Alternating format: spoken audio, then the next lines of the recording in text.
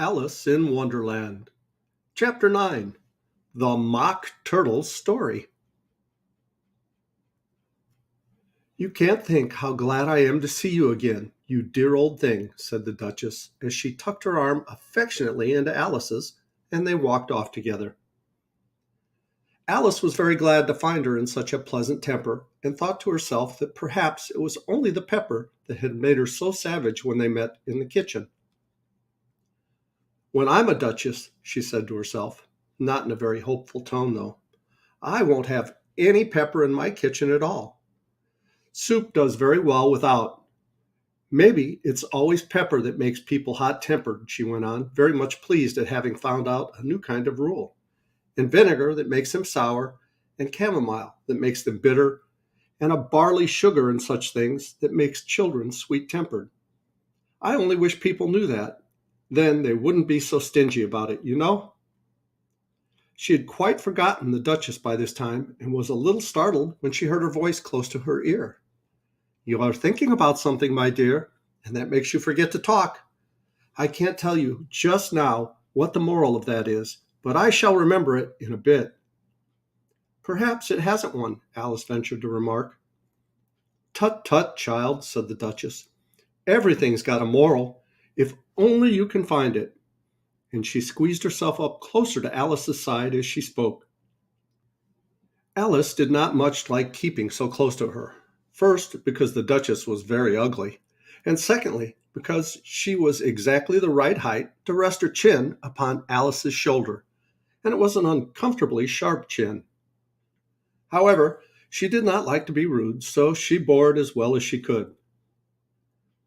"The game's going to be rather better now," she said, by way of keeping up the conversation a little. "'Tis so," said the Duchess, "and the moral of that is, 'Oh, 'tis love that makes the world go round.'" "Somebody said," Alice whispered, "that it's done by everybody minding their own business."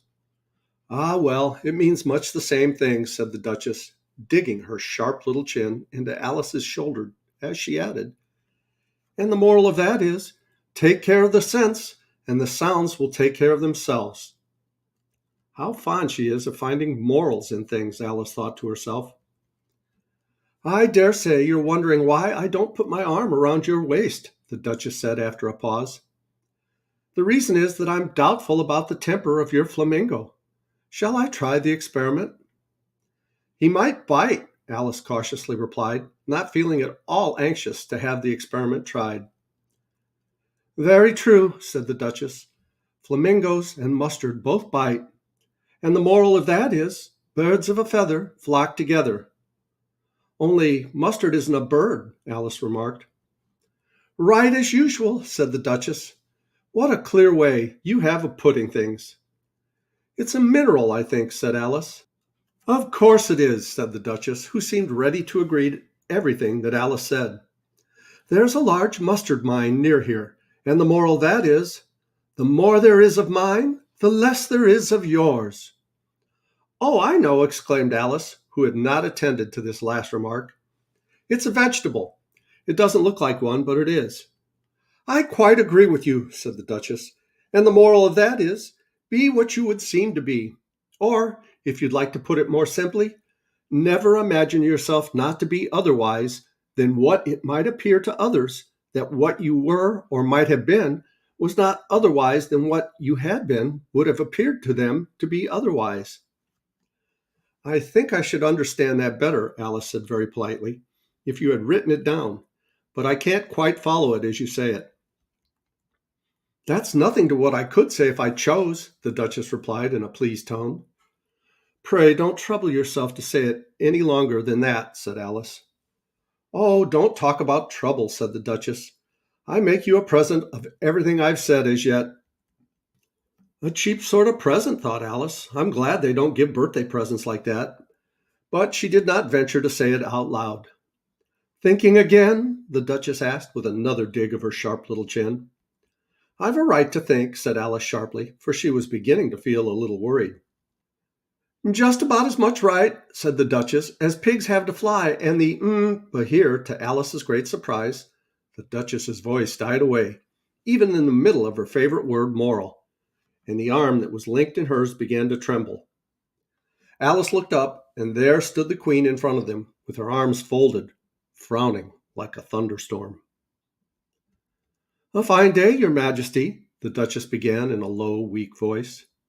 "Now, I give you fair warning," shouted the queen, stamping on the ground as she spoke.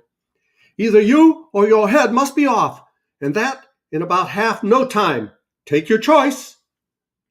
The duchess took her choice and was gone in a moment. "Let's go on with the game," the queen said to Alice. And Alice was much too frightened to say a word, but slowly followed her back to the croquet ground. The other guests had taken advantage of the queen's absence and were resting in the shade. However, the moment they saw her, they hurried back to the game, the queen merely remarking that a moment's delay would cost them their lives. All the time they were playing, the queen never left off quarreling with the other players and shouting, "Off with his head!" or "Off with her head!"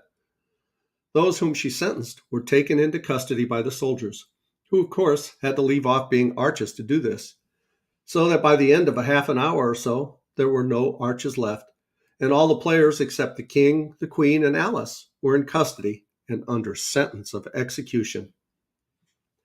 Then the queen left off quite out of breath and said to Alice, "Have you seen the mock turtle yet?" "No," said Alice. "I don't even know what a mock turtle is." "It's the thing mock turtle soup is made from," said the queen. "I never saw one or heard of one," said Alice. "Come on then," said the queen, "and he shall tell you his history." As they walked off together, Alice heard the king say in a low voice to the company generally, "You are all pardoned."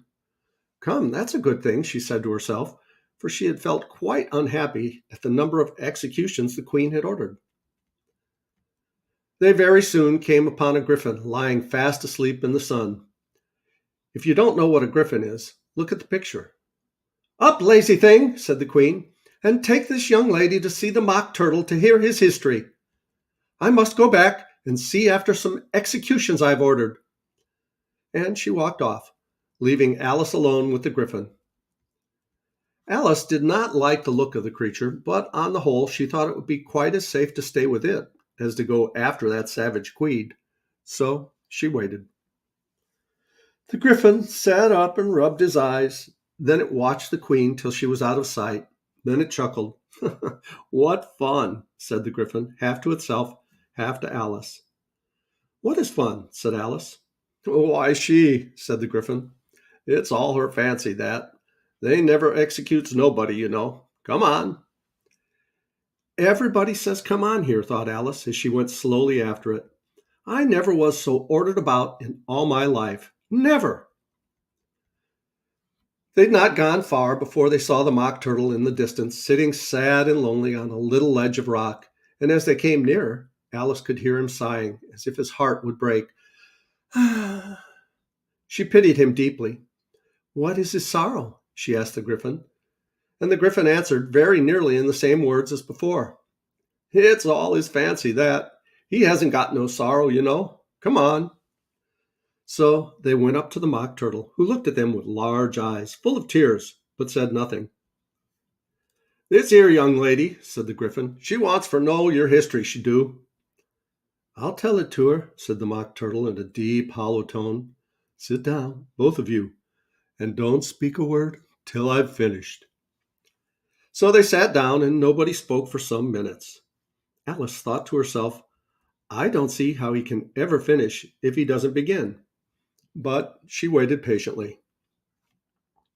"Once," said the mock turtle at last with a deep sigh, "I was a real turtle." These words were followed by a very long silence, broken only by an occasional exclamation of "Ha!" from the griffin, and the constant heavy sobbing of the mock turtle. Alice was very nearly getting up and saying, "Thank you, sir, for your interesting story." But she could not help thinking that there must be more to come. So she sat still and said nothing.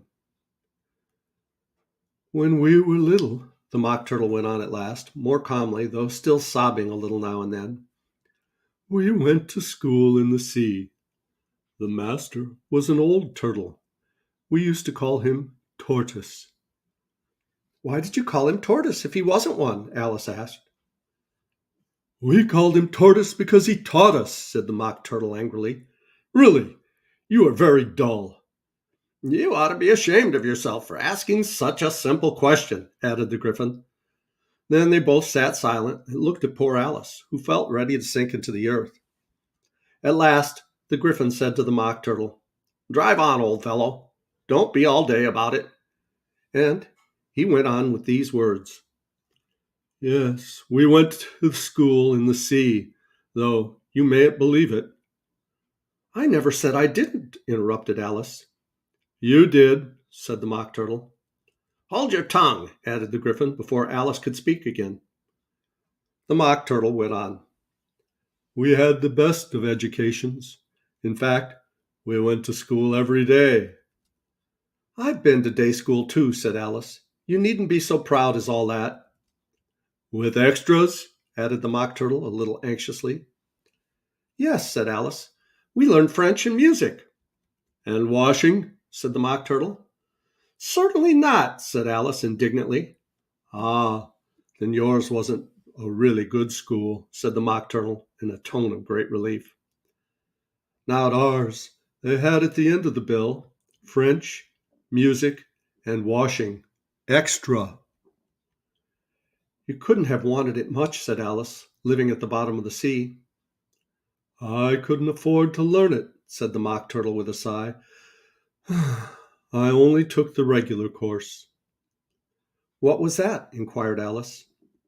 Reeling and writhing, of course, to begin with, the Mock Turtle replied, and then the different branches of arithmetic, ambition, distraction, uglification, and derision. I never heard of uglification, Alice ventured to say. What is it? The Griffin lifted up both its paws in surprise. What? Never heard of uglifying? He exclaimed. You know what to beautify is, I suppose. Yes, said Alice doubtfully. It means to make anything prettier. Well then, the Griffin went on, if you don't know what to uglify is, you are a simpleton.